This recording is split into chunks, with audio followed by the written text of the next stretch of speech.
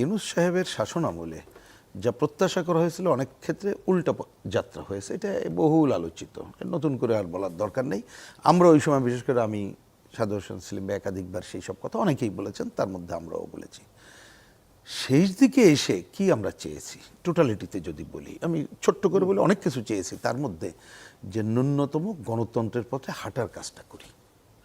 কারণ আমরা একটা পুরো সংস্কার করে, আমূল সংস্কার করে যে যত ভালো নির্বাচন চেয়েছিলাম তত হয়নি। আমরা বলছি ঠিক আছে ভাই, ন্যূনতম গ্রহণযোগ্য একটা নির্বাচন দাও, তাই নইলে গণতন্ত্রের পথে হাঁটা আরো বেশি সংস্কার করতে গেলে দেখা আরো সংকট হয়ে যাবে।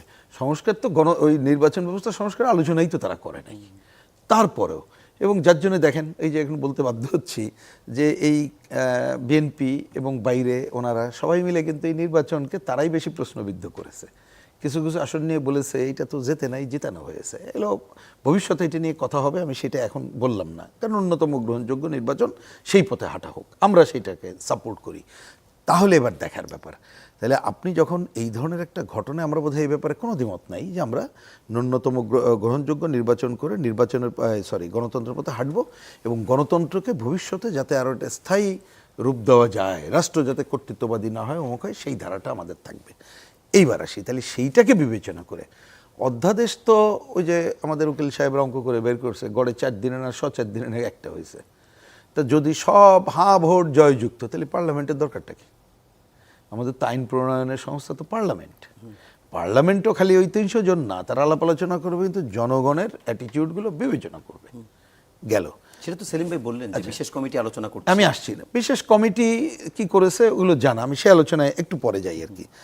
এখন আসি, তাহলে আমার বক্তব্য হচ্ছে যে তাদের প্রধান উচিত ছিল যে অনেকগুলো কিন্তু অটো করাই দরকার, যেটা ইমপ্লিমেন্ট, এটা নিয়ে নতুন কিছু নাই। কতকগুলো আইনের বিষয় আছে এক্ষুনি করতে হবে, নট দ্যাট।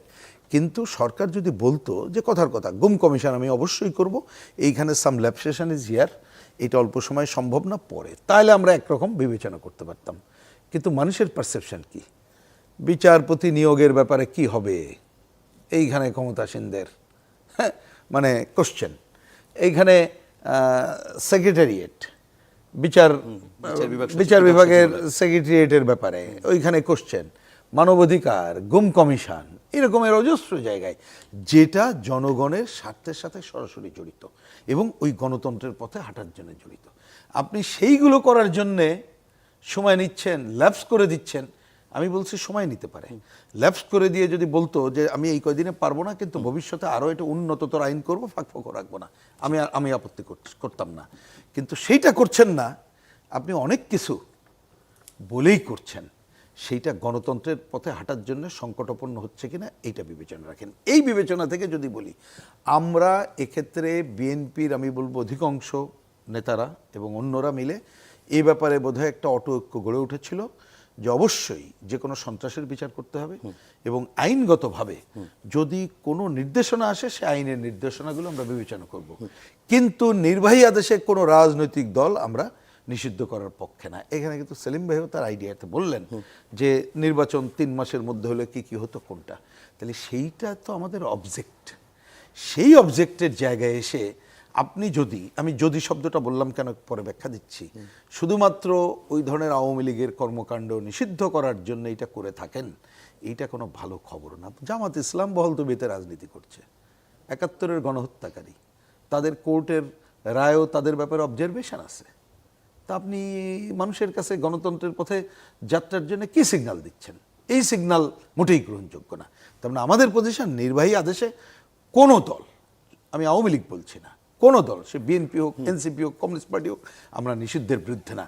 কিন্তু যদি আইনের গতিধারা আমাদেরকে কোনো কথা বলে, অবশ্যই তখন আমরা কনসিডার করব। এ ব্যাপারে আমাদের কোনো দ্বিমতের জায়গা নেই।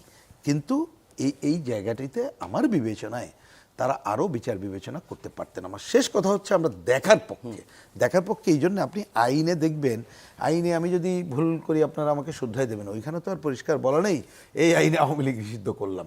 ওইখানে বলা হচ্ছে হত্যাকারী এবং তার সত্তা, সত্তার জায়গাটা আছে।